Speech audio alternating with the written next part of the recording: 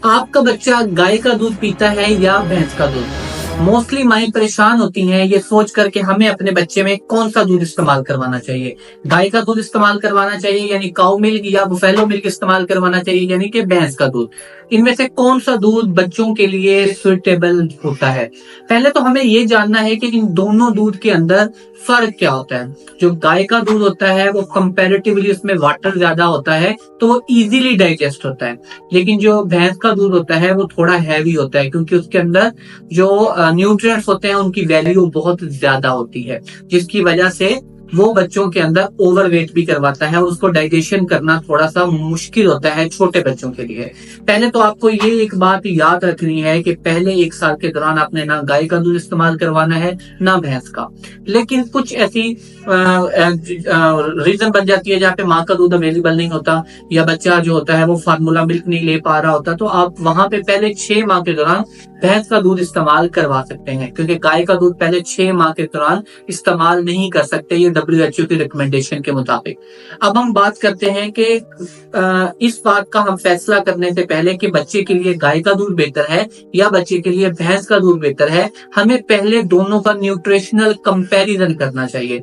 जैसे कि आपको आपकी स्क्रीन पे नजर आ रहा होगा कि दोनों के अंदर अगर हम कंपैरिजन करें तो जो कैलोरीज होती हैं वो काऊ मिल्क में 66 किलो कैलोरीज होती हैं, जबकि बफेलो मिल्क में 97 किलो कैलोरीज होती हैं, जो काफी ज्यादा हैं।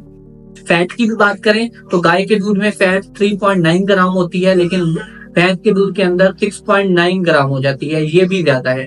प्रोटीन की बात करें तो वो भी गाय के दूध में कम होती है और भैंस के दूध में कंपैरेटिवली ज्यादा होती है। कैल्शियम या हम बात करें तो वो भी आपको भैंस के दूध में ज्यादा मिलेगा और गाय के दूध में कम मिलेगा, 120 मिलीग्राम। अगर हम वाटर कंटेंट की बात करते हैं तो 87% जो होता है वो वाटर होता है गाय के दूध में, और भैंस के दूध में कंपैरेटिवली थोड़ा सा कम होता है, 81% होता है। कोलेस्ट्रॉल गाय के दूध में ज्यादा होते हैं और भैंस में कम होते हैं, और जो आयरन होती है वो दोनों के अंदर बहुत लो होती है। इससे हमें ये बात का अंदाजा होता है कि अगर हम अपने बच्चों में ज्यादा मिकदार के अंदर कोई भी दूध, चाहे वो गाय का हो या भैंस का हो, वो इस्तेमाल करवाएंगे तो उससे बच्चों के अंदर आयरन डेफिशिएंसी अनीमिया यानी खून की कमी होने के चांसेस होते हैं। इसलिए अपने बच्चों में 1 साल के बाद भी जब आप दूध इस्तेमाल करवाएं तो कोशिश करें कि 8 ऑunce से ज्यादा आप उसको दूध मत दें। अगर आप उससे ज्यादा बच्चे को दूध देंगे तो वो ठोस ग़िज़ा मुतासिर होगी, उसका पेट भर जाएगा, जिससे उसके पेट में ठोस ग़िज़ाओं की जगह नहीं बचेगी। अपने बच्चों को कोशिश करें कि कम मिकदार में दूध और ज्यादा मिकदार के अंदर ठोस ग़िज़ाओं का इस्तेमाल करें ताकि बच्चा अनीमिया का शिकार ना हो। अब हम बात करते हैं कि कौन से बच्चे के लिए कौन सा दूध बेहतर है। जैसे कि हमने अभी कंपैरिजन में देखा कि जितने भी न्यूट्रिएंट्स हैं वो गाय के दूध में कंपैरेटिवली कम है एज कंपेयर टू भैंस का दूध।